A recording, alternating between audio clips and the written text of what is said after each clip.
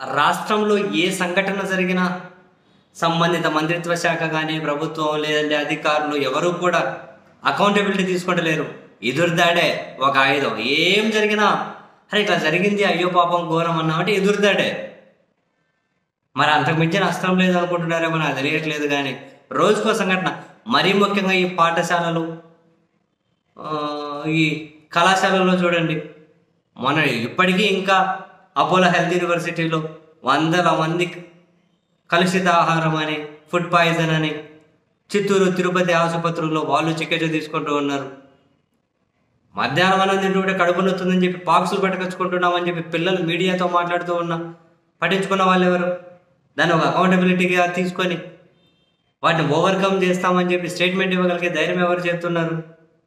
రోజుకు ఎక్కడి దగ్గర ఏదో సంఘటన, పిల్లలు కలుషిత ఆహారం, ఫుడ్ పాయిజన్, కడుపు నొప్పులు, ఎంత దారుణం.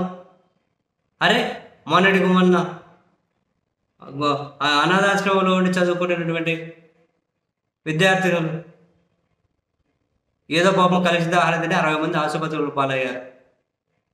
రోజుకో దగ్గర. తాజాగా కాకినాడ గురుకుల పాఠశాల కలుషిత ఆహారం తినే పాపం 24 మంది ఆసుపత్రులు పాలై బెడ్ల మీద పడుకొని స్కూల్ డ్రెస్ వేసుకొని పడుకొని అంటే అయ్యో పాపం అనిపిస్తుంది వాళ్ళని చూస్తే.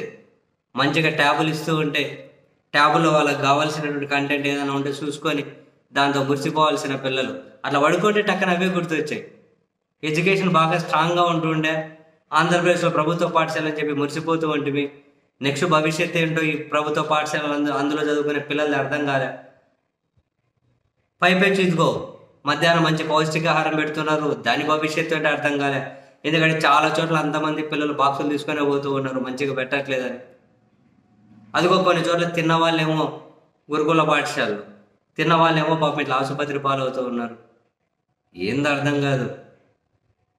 కనీసం నా బాధ ఏంటంటే అకౌంటబిలిటీ ఎందుకు తీసుకోరు? బాధ్యతాయుతంగా ఎందుకు స్టేట్మెంట్ ఇవ్వరు?